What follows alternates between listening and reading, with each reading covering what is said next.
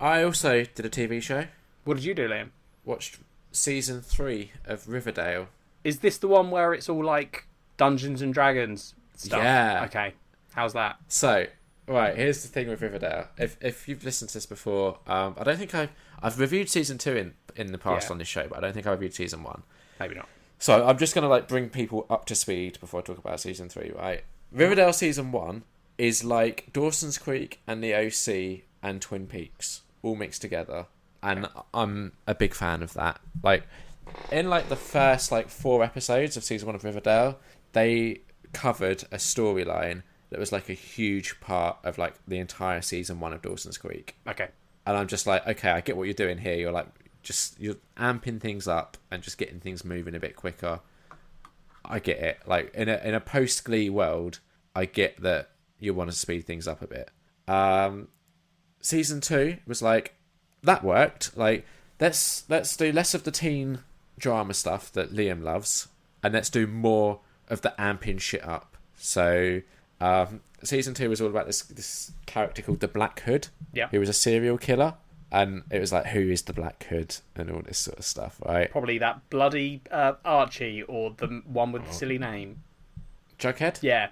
They've all got silly names. One of the Archie's a characters pretty is normal called... name. That's just short for Archibald, right? Yeah, I mean, and you've got Betty and Veronica, yeah, but then you've also got Sweet Pea. That's a bad name. Yeah. There's Baby Teeth. Okay, yeah, right. Hang on, there's another one. What is his sister called? You've got Penny Peabody. Yep. And then here's the silly one I was looking for. You've got Jughead's sister. Yeah. Jughead Jones. His sister's called JB, which is short for Jellybean. Jellybean Jones. Is that her nickname? No. Oh. Yeah. Oh dear. Right. And and someone in the Archie universe is a serial killer called the Black Hood. Yes. Okay. Cool.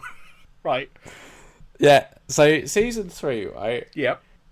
Continues on. So in season 2, you find out who the Black Hood is, and then in season 3, he still has this like Silence of the Lambs Hannibal Lecter presence, where he's in like a glass prison, and someone goes and talks to him. It's very Silence of the Lambs. So you've got that like just bubbling along in the background.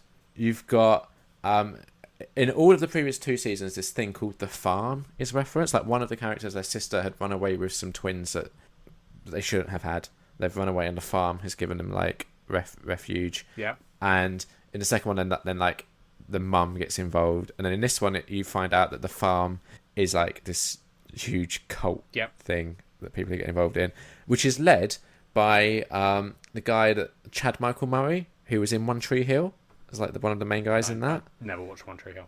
No, but it ties back into that like teenagey thing, right? So you got that going on, and then the other storyline is how everyone's getting really into what is the Riverdale equivalent of D&D, which is called Griffins and Gargoyles. Yeah, bad name, but yes. And then you've got the Gargoyle King, which is this like dude who wears this huge like what are they called? Not deer. The thing with antlers. Moose? Not a moose. It's not a moose. Elk. I don't think. Maybe. I don't know. It's this like weird like skull thing that he wears. Yeah, you sure it's huge, not a deer? Like, it's usually deer. It might be. Yeah, and it has these like tree antlers that are coming out of it, and it wears this like cloak. And the thing with Griffins and Gargoyles is it's like high stakes games. So like if you go out on a quest, you're like actually going out and having to do something, and you have to like prove your worth. And some of the quests will be like, I'll prove your loyalty, and you'll have like 2 things to drink from, and one will be poison and one won't. Cool. And people start dying. Why are people playing it? It's like a... I imagine if I was like, oh, I really want to play D&D, and then I turned up at your house and you were like, all right, let's start quest 1. Ellie, here's 2 drinks. One of them is poisonous, one of them isn't. I'd probably go, I'm going to find a different group. Yeah, well, I mean, that's not the first quest, but like people get suckered into it, and it just it does become like an obsession for them. Okay. And then it amps up. Okay. So you've got that going on. Yeah. Also, Archie gets really into boxing. Okay. He becomes like a boxer. Because like the way season 2 ends, like season 3 immediately has to deal with that, and part of that is Archie getting into this like underground boxing fight club. What the fuck is this show? I feel like I need to watch it just because it sounds so fucking insane. Yeah, no, honestly, I think you would somewhat enjoy it, especially the third season with the whole G&G stuff that's going on. But here's the thing as well, because I've been saying to you for a while now that you should watch it. Kat loves this show. Yeah. And the sillier it gets for her, the more she loves it. I enjoyed the first 2 seasons. Season 3, I enjoyed like the first half of it. And then it got to a point for me where it went too silly. Yeah. See, this is why I think I might like it more than you. Yeah. Because, like, you're like, I can see that the reason you wouldn't enjoy it is because it's moved away from the teen drama part, which you love. Whereas for me, I'd be like, that's the shit bit. So the more of that they cut out, the more into it I am. Yeah. And at this point now, there is none of that anymore. No one cares who ends up with who because they're too busy having boxing matches and like Betty and Veronica are like, who cares who gets Archie? He's this grizzled mess with like a boxed face. Yeah, so I was enjoying the first half of season 3, and then something silly happens, and then it just is all too silly for me now. So I'm now only watching it because Kat is really enjoying it. Yeah. And I'm sat there and I'm like, fine, I guess I'll see what happens next. It's not great, is the thing. But it's and I do think you would enjoy it, because why I'm saying it's not great is it's lost the stuff that I enjoy, and it's gone all in on all the other stuff. And I kind of get it, because all that other stuff is what sets it apart. Yeah. So I get it, and again, no spoilers, but season 2 kind of ends in a way where certain things have been wrapped up, and I'm like, oh, okay, that's cool.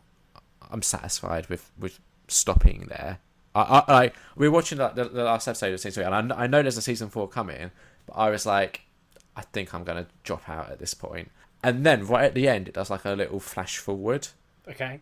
And I'm just like, oh no, now I need to see what happens in season 4.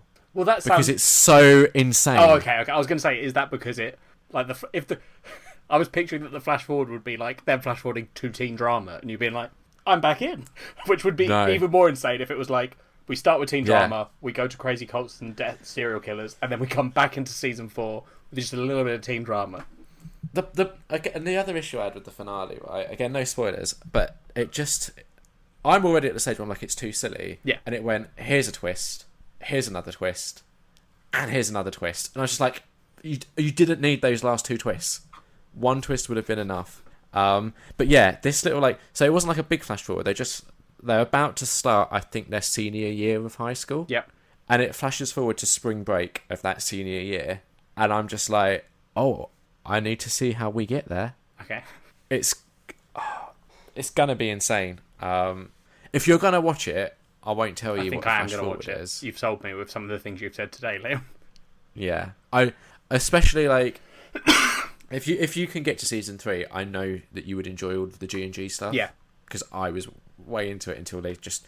The other issue I had with season 3 is one of the big questions throughout the season is, who is the Gargoyle King? Like, who's the one that's pulling all the strings behind this G&G cult game? Yeah.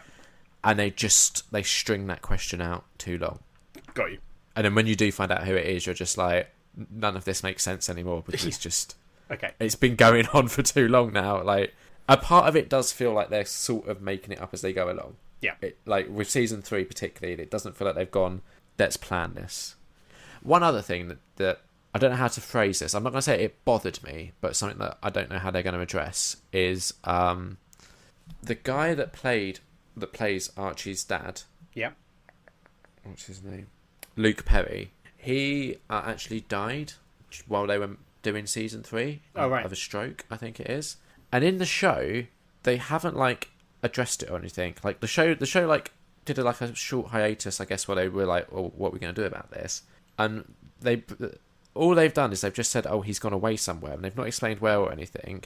And they've just had the actress that plays Archie's mum, who has guested in some of the previous episodes, but has never been a main character. Yeah. She starts outside the show and then comes in just for little bits. She's stepped in and is now around. Okay. And she's kind of said "Oh, I'm just here while your dad's away," and I'm just like, how do they resolve this? Yeah. Are they going to recast? I'm assuming they'll do at the start of season 4. They'll be here's why he's not here. Yeah, and it's a hard thing to do, right? Because you don't want to do the actor died, so let's kill off the character, because that seems not the right way of handling that. I think that might be what they do, Liam. Yeah, maybe, but it's just weird that I don't know. it's something that just as I was watching it, knowing what was going on behind the scenes, I was just like, I don't get why they're addressing it in this way. Yeah, yeah. But yeah, 2.5 out of 5. Fair enough. But I think you would probably really be on the higher end of the scale for this. I'd be like, this is fucking insane. I love it. Yeah, definitely.